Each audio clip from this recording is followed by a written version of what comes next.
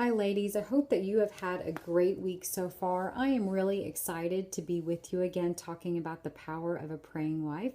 This week we are discussing chapters 2 and 3, so I hope that you have had a chance to read it. I don't know about you, but I really appreciate a book that has big print and short chapters. It just makes it a little bit easier. So, the topics that we are discussing are his work and his finances. And I've been thinking how really glad I am that she included these particular subjects in the book. And it's for a couple of reasons. First of all, the Bible actually has a lot to say about these two topics. In Luke 16:11 it says, "And if you are untrustworthy about worldly wealth, who will trust you with the true riches of heaven? And if you are not faithful with other people's things, why should you be trusted with things of your own?"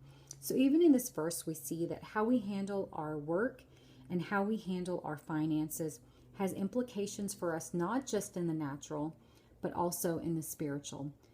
Another reason why I'm glad she included these particular subjects in the book is because it's simply not something I think to pray about that much anymore. You know, for a lot of us, our husbands, they went to school for their careers or they've been in their jobs for a while. So at this point, it's like, it is what it is, and we just kind of roll with it every day. But Stormy makes an important point about the fact that a man's identity is tied to his work. So we know that first and foremost, our identity should be established in Christ. But we can also understand that, so much of our time is spent at work that we want to know that, our husbands are in the place that they are supposed to be. And our prayers can help with that. I've also been thinking about those of you whose husbands maybe are just kind of in a tough spot right now. Maybe they're just trying to find a better job, or maybe they are just in need of a job. I want you to know that I have been praying for you this week, and I know that the ladies in our community will also step into agreement and just believe that God will provide the right job for your husband. So just know that you are being covered in prayer. Something else in chapters 2 and 3, she discusses a couple of things. Laziness and then being a workaholic. And those are two kind of strong words, but she's making a point. And here's what she says: only a perfect balance between the two, which God can help a man find, will ever bring a life of happiness and fulfillment. So whichever side of the spectrum he is on, we can't talk him out of that. There's an internal shift that has to happen, and that's where our prayers come in. Kind of on a related note to this, I'd mentioned to you all that when I was first married, I started reading the book.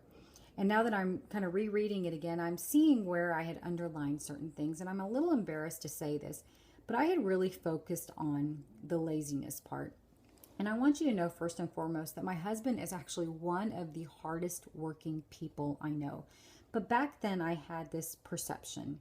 And it was that if something wasn't done how I thought it should be done, or in the time frame I thought it should be done in, then I was pretty much ready to put a negative label on that.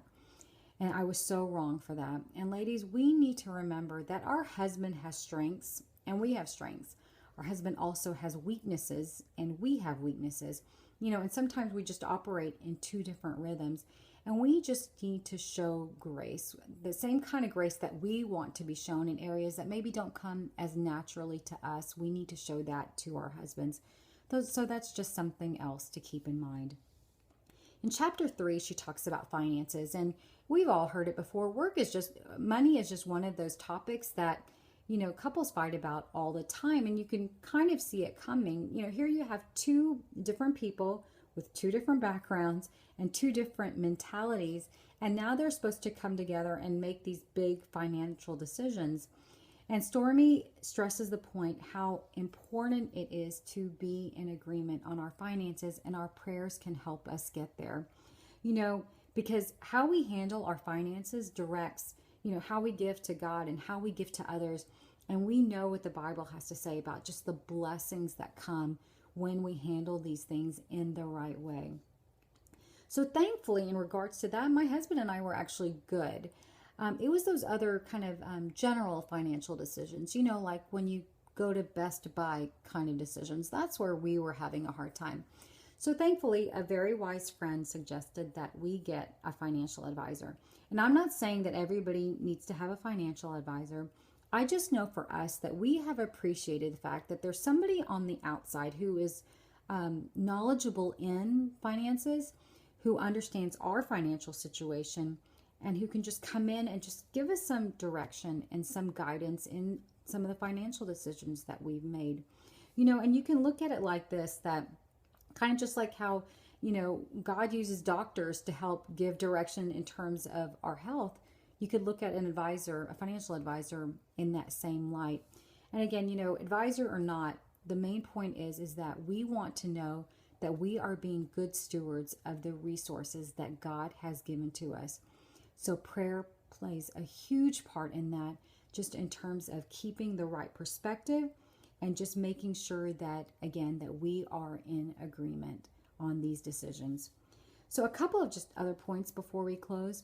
First of all, in both chapters, she mentions that our prayers are not going to guarantee a trouble-free situation for him in his work or his finances, but we know this, that our prayers can offer a covering and a blessing over it, and that's something we know we want to do.